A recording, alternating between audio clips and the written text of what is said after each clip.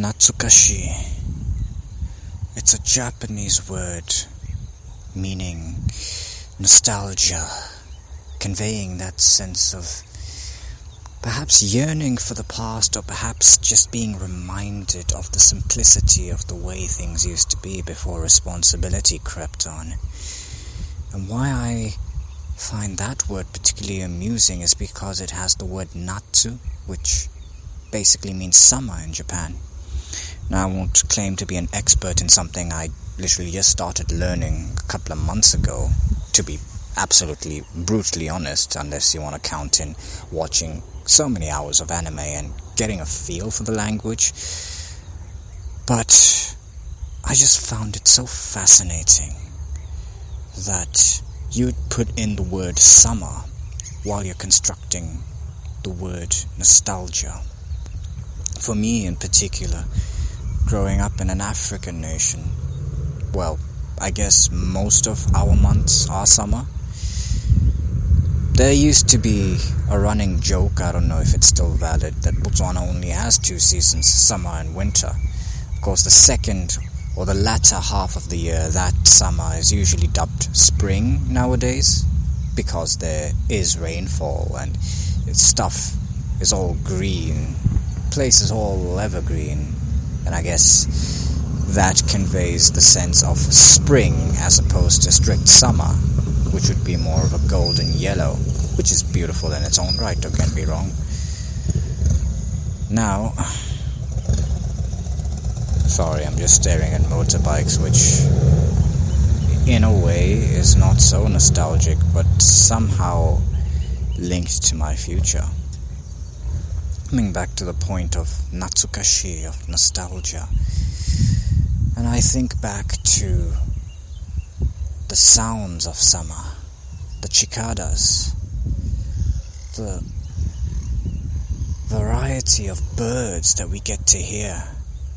And since this musing is being recorded in the month of December itself, which is often a time that we associate with holidays, I distinctly remember my first time, or what I think is my first time, in Kasane,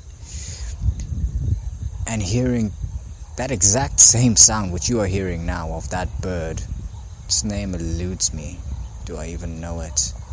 But that's not the issue. I've always associated that sound in my life with happiness, with the ability to just let go, with the ability to just sit back and enjoy what's in front of you, even if it be just for a few brief moments. And even as I record this, I'm not recording this from home. I don't know if the motorbikes gave that away. I'm not a biker myself yet. But when I stare into the scenery in front of me, and I listen to this bird song behind me, it's as if I am staring into the future with my past cheering me on from the back. You see, one of the illnesses that our minds suffer from is that we tend to either live exclusively in the past or exclusively in the future. That hasn't happened yet. But what if I could tell you that these instruments, the past, the future, are just that, instruments. Use them. Use the past as a point of reference to create, to design the future you wish to step into.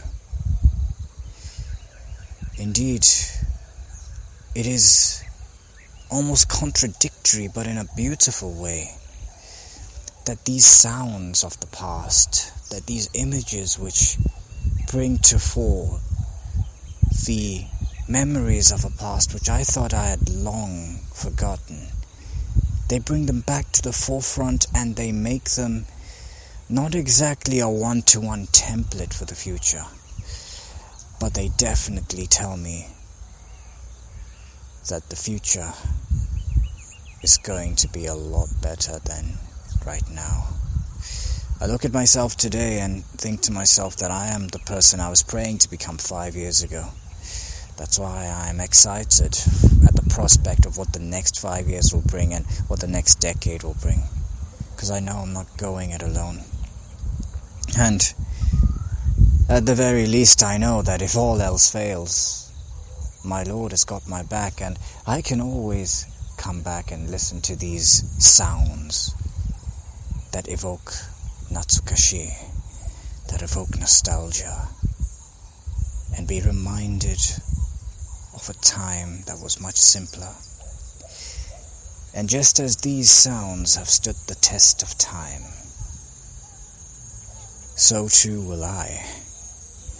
For indeed, if they existed 20 or so years ago when I first heard them, I take that once again as a message. As a human, I will construct meaning out of it.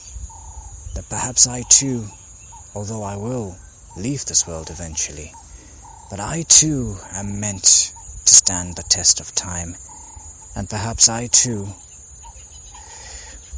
will become a source of Natsukashii for someone, somewhere out there.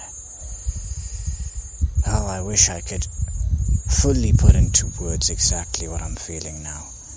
This feeling of Natsukashii. I wish I could show you the images coming into my eyes and being processed by this brain of mine. I wish I could give you a snapshot of my heart so that you too could feel the beats of happiness. But alas, even though we remain connected across time, across borders, across vast distances, across vast barriers that could never hold us down, we still remain human, all too human. And that's absolutely fine, for it is humans that experience Natsukashii, and that experience absolute bliss.